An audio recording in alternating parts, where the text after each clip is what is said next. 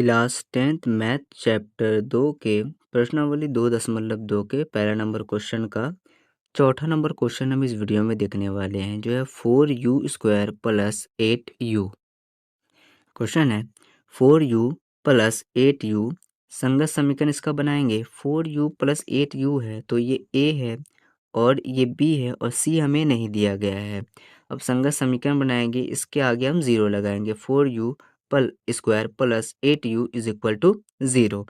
अब हम क्या करते थे, अगर 3 नंबर होता था तो बीच वाले नंबर को हम तोड़ते थे और उसे 4 पार्ट में डिवाइड करते थे, जिसमें 2 का कॉमन निकालते थे अलग से और 2 का कॉमन अलग से निकालते थे।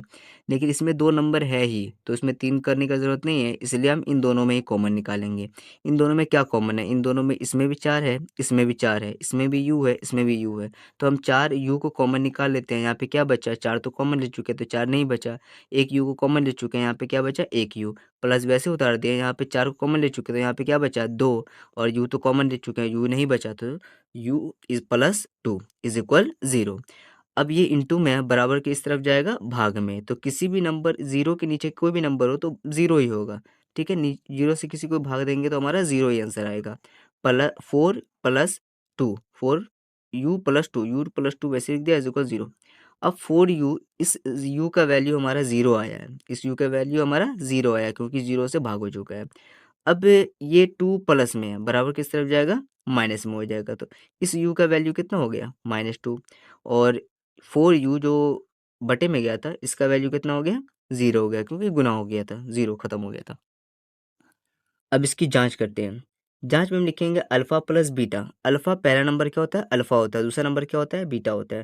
तो अल्फा हमारा क्या है -2, प्लस वैसे उतारेंगे, बीटा हमारा क्या है 0, तो बीटा की जगह 0 लिखेंगे, इज इक्वल वैसे उतारेंगे -b, -b माइनस को हम यहाँ पे वैसे उतारेंगे, b क्या है, ये हमारा तो a है, ये हमारा b है, c नहीं दिया गया है तो b हमारा क्या है 8, तो माइनस वैसे उतार के b की जगह पे 8 लिखेंगे, बट्टे लिखेंगे, a की जगह पे क्या लिखेंगे, पहला नंबर a होता है, a हमारा 4 है।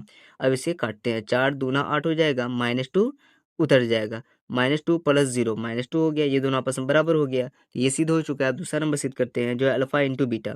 अल्फा हमारा -2 है तो -2 इंटू वैसे उतारा, बीटा हमारा 0 है तो 0 इज इक्वल वैसे उतारा। सी हमारा क्या है, देखिए ए है, ये बी है। अगर हम फॉर्मूला देखें इस तरह से, फॉर्मूला देखिए जो है A X square plus B X plus सी।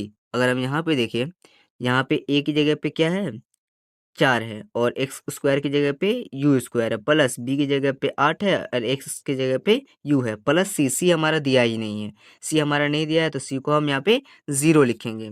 तो सी को यहाँ पे क्या लिखेंगे 0, बट ए हमारा कितना है, ए हमारा 4 है तो 4 लिखेंगे। 0 के नीचे कोई भी नंबर रहता है, 0 से किसी को भाग देते हैं, आंसर हमारा 0 आता है। अब 2 को किसी से गुना करेंगे, कोई भी नंबर को 0 से गुना करते हैं तो आंसर 0 आता है, ये दोनों में बराबर हो गया, तो ये हमारा प्रूफ हो चुका है।